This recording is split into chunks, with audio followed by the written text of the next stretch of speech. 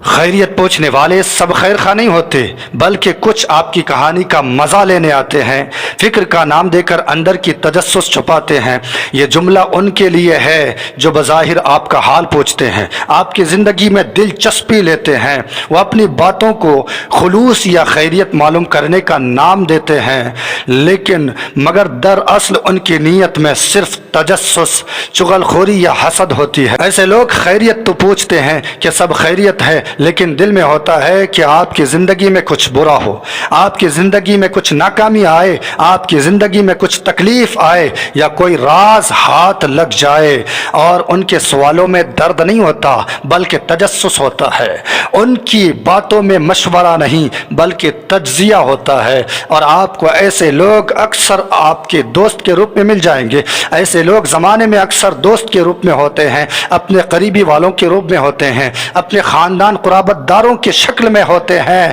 بلکہ وہ آپ کی بھلائی نہیں چاہتے، بلکہ وہ آپ کی بھلائی جاننے میں دلچسپی نہیں رکھتے، وہ چاہتے ہیں کہ آپ کی زندگی میں کچھ برا ہو جائے، وہ آپ کی زندگی کی برائی جاننے میں انٹرسٹ رکھتے ہیں تاکہ وہ ان باتوں کو آگے شیئر کر سکے یا پھر اندر ہی اندر خوش رہ سکے، خوش ہو سکے۔ یہ جملہ ایک نقاب کشائی ہے کہ ہر فکر مند نظر آنے والا انسان دراصل خیر خواہ نہیں ہوتا،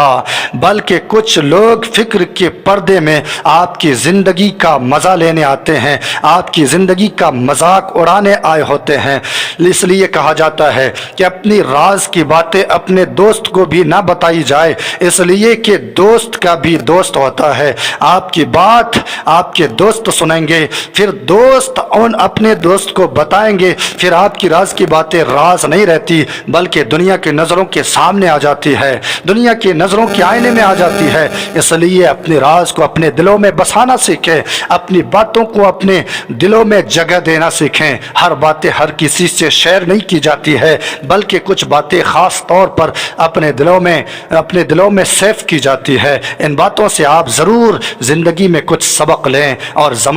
حالات زمانہ کچھ یہ ہے کہ کچھ لوگ خیر خواہ بن کر آپ کے سامنے آتے ہیں، بڑی عزت کے ساتھ آپ سے مصافحہ کرتے ہیں، آپ کو سلام بھی کرتے ہیں اور عزت کے ساتھ با ادب ہو کر آپ سے باتیں بھی کرتے ہیں، اور وہ سامنے والا شخص آپ کی عزت کا احترام کرتے ہیں، بظاہر آپ کی عزت کا احترام کرتے ہیں، آپ کے سلام کا صحیح سے جواب دیتے ہیں اور صحیح سے کلام کرتے ہیں، لیکن معلوم ہے حالات زمانہ کچھ یہ ہے کہ سامنے جب آپ ہوتے ہیں آپ کی اچھائیاں ان کی زبان پر ہوتی ہے، آپ کی تعریف اپنے دوستوں میں کرتے ہیں آج جب آپ سامنے ہوتے ہیں تب، لیکن آپ جو ہی ان کے نظر سے اوجھل ہوتے ہیں، جیسے ہی پیٹ پھیر کر آپ آگے جاتے ہیں